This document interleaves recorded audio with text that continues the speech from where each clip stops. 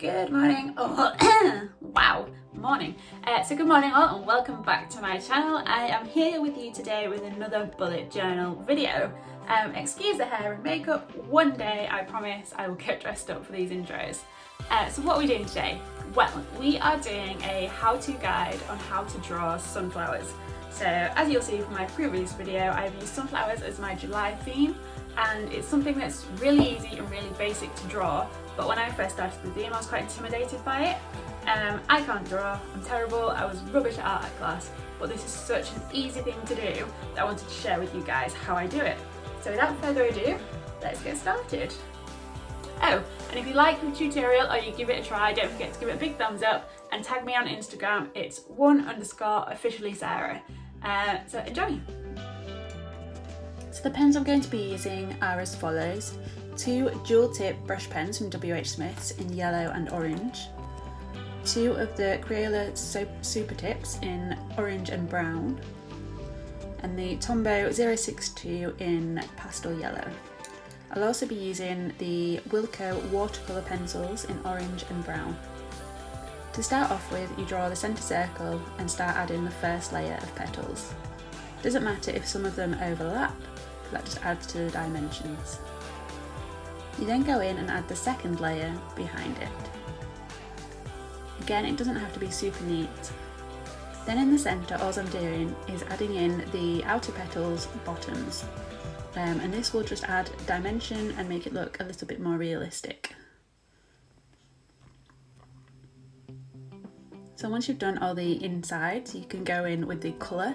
This is the Tombow Pastel Yellow, and you'll see that I'm doing the lighter 2 colours on the inside ring and the darker 2 colours on the outside ring, and I'm just alternating which one I use. When I first started my July theme, I wasn't overly fond of all the different colours, but it slowly grew on me and I actually really like it now. I just think it gives it something a little bit different, and do love how all the 4 colours work together and it just makes it pop off the page. These Crayola Super Tips are really good, but they wouldn't work in my old journal because the paper was too thin, so I think you do need a thicker paper for these. If you don't have a thick paper journal, just use a lighter felt tip.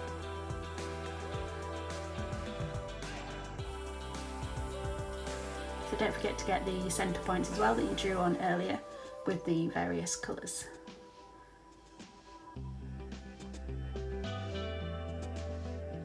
So once you finish with the petals, you can go in with the brown and do the centre. I'm then using this fine liner that I didn't mention at the beginning, just to do smaller circles around the edges and then fill it in as I go round. And again, this just gives it a bit more dimension and a bit more to it. So once you've done that, you can go in with the orange pencil first. So all you want to do is scribble around. You can go to about halfway or 2/3 of the way up the petals, and that just gives it that second dimension.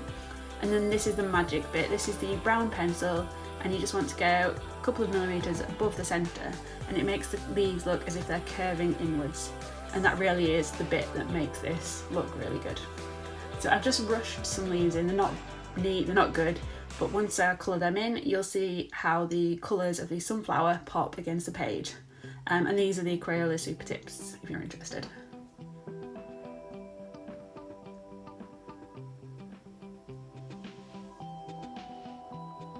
I'm not very good at drawing leaves, as you can see.